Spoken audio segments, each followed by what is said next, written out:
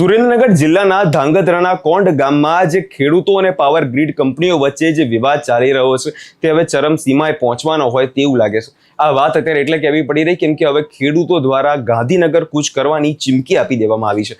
શું ને સમગ્ર મામલો તેના વિશે વિગતે ચર્ચા કરીશું। નમસ્કાર, હું છું પ્રથમ મોદી, આપ જોઈ રહ્યા છો નિર્ભય ન્યૂઝ। સુરેન્દ્રનગરમાં ધાંગધ્રાના જે કોંઢ ગામમાં જે ખેડૂતો અને પાવર ગ્રીડ કંપનીનો વિવાદ હવે જોવા જઈએ તો ચરમસીમાએ પહોંચ્યો છે।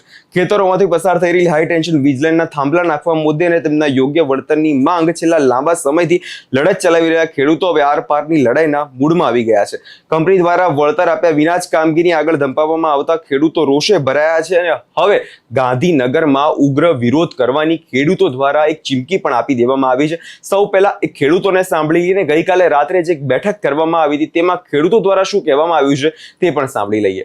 લડાઈ લડવાના છે, એ લડાઈ 4 મહિના 6 મહિના વર્ષ કે 2 વર્ષ મિત્રો હાલશે, પણ એની સાથોસાથ આપણે જમીનની લડાઈ લડવાની છે, આપણે આપણા હકની લડાઈ લડવાની છે।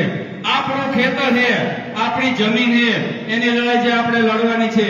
એના માટે આવતી 15 તારીખ ગાંધીનગર કિસાન સંઘર્ષ સમિતિ તેમજ કોંગ્રેસે આપેલા સમર્થનને જ્યારે કિસાન સંઘર્ષ સમિતિએ સ્વીકાર્યું છે ત્યારે 15 તારીખે ટ્રેક્ટર રેલીની માલિકા પાલભાઈ આંબલિયા, જે મહેશભાઈ રાજકોટિયા, કિસાન સંઘર્ષ સમિતિના આપણા જે મેઇન કન્વીનર મોરબી જિલ્લાના છે જયેશભાઈ પટેલ, જે કિસાન સંઘર્ષ સમિતિના આપણા કન્વીનર છે, આપણને આવીને 2-3 વખત માર્ગદર્શન આપી ગયા છે।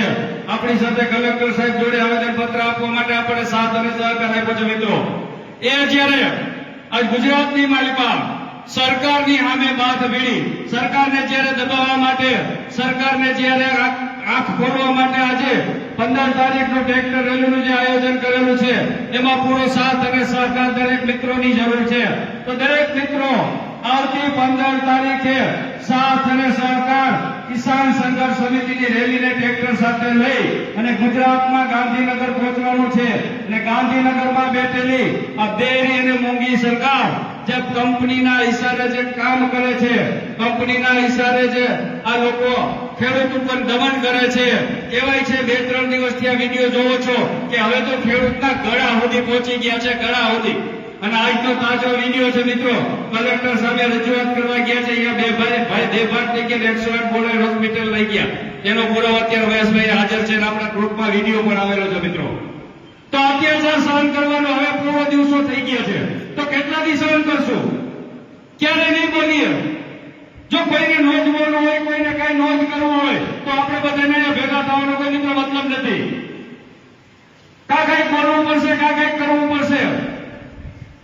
જો મૂંગા બેઠા હોત તો આજે આપણો દેશ પણ આઝાદ ન થયો હોત। એના પર ઘણા લોકોએ બલિદાન આપ્યા। આપણે બલિદાન તો નથી આપવા, પણ 2 દિવસ 3 દિવસ મિત્રો ખોટી નહીં થઈ શકીએ આપણા કામ માટે। આપણે કોઈ 2 લાખ 5 લાખ રૂપિયા કોઈ ખેડૂત પાસે માંગવાની અપેક્ષા નથી મિત્રો। 3 દિવસનો તમારો ટાઈમ જોઈએ, 5-5 હજાર 10-10 હજારનો ટ્રેક્ટરની ખર્ચો જોઈએ છે। જો આટલું આપણે નહીં કરી શકીએ તો આ લોકો આપણા ઉપર ગમે ત્યારે ચડાઈ કરવાના। કલેક્ટર સામે જ્યારે હું ગયો તો હું જ્યારે એને સામે રજૂઆત કરતો તો મિત્રો એક જ વસ્તુ કહેતો તો મને ઉપરથી ઓર્ડર છે, હું કઈ તમારો તલાટી નથી। એટલે ભાઈ મેં તને ક્યાં કીધું તું અમારો તલાટી હો? તું તારા મોટેથી તારી નીચી કક્ષા શું કામ કરે? મેં તો નથી કીધું ભાઈ તું તલાટી હો। કોઈ વસ્તુ સાંભળવા તૈયાર નહોતા, કોઈ વસ્તુ ઓર્ડર જ કરવાની વાત છે, પણ આપણે એને નક્કી કરી લીધું છે કે આ 300 જણા કાલ સવારે ગમે ગામની માલિકા પોલ ઉભો કરવા માટે આવશે તો 300 મોટરસાયકલ ગાડી લઈને હાજર થશો મિત્રો, તો જ આપણા કામ બતાવી હરિચંદ્રસિંહ જાડેજા ધ્રોલ આવનાર તારીખ 15/6/2026 ના રોજ ચાલો ખેડૂત ગાંધીનગર જઈએ। જે અત્યારે ધ્રોલ તાલુકામાં, જામનગર જિલ્લામાં અને ગુજરાતના અનેક જિલ્લાઓમાં જે વીજળીના પ્રશ્નોમાં આ અદાણી અંબાણી મન ફાવે તેમ પોલ નાખે છે અને ખેડૂતોને હેરાન કરે છે, એ પ્રશ્ન માટે અને ગુજરાતમાં ખાતરના ભાવ જે ડીએપી કે કોઈ પણ તમે ખાતર લ્યો, પાયાના ખાતર લ્યો છો, તેમાં 3-4 બેગે અન્ય બોટલો આપને આપે છે અને 300 રૂપિયાથી 700 રૂપિયા લગનનું ખાતર ખેડૂતો માટે વધારે ભાવ વધારો આપ્યો છે અને ખેડૂતો જ્યારે તેનો પોતાનો માલ વેચવા જાય ત્યારે કપાસના ભાવ, મગફળીના ભાવ, કોઈ પણ ભાવ આપતા નથી. આ આપને પૂરતો ભાવ મળે, MSP આપે આ સરકાર આપને. અને ખાસ કરીને આ વીજ લાઇનના જે પ્રશ્ન છે, જે ખેડૂતોને ધ્રોલ તાલુકામાં જે 15થી 17 ગામડા આવે છે અને જામનગર જિલ્લામાં અનેક ગામો આવે છે, તેવા ખેડૂતોને હું ગુજરાત કિસાન સંઘર્ષ સમિતિ વતી આહવાન કરું છું કે 15 તારીખે વધુમાં વધુ માણસો ટ્રેક્ટર લઈને આ ટ્રેક્ટર યાત્રામાં જોડાઈએ અને ગાંધીનગર આપણે જઈએ કે ખેડૂતોના હક માટે જઈએ.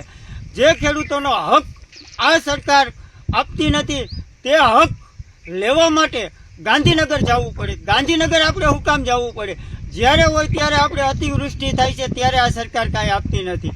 જમીન માપણીનો મોટો પ્રશ્ન છે આ ગુજરાતમાં, ખાસ કરીને જામનગર જિલ્લામાં જમીન માપણીનો પ્રશ્ન છે. ભાઈઓ વચ્ચે ડખા થાય છે. બે ભાઈ બાજે નહીં, બે ભાઈના ક્યાં સેઠા છે તે આ સરકારે પૂરા કરી નાખ્યા છે.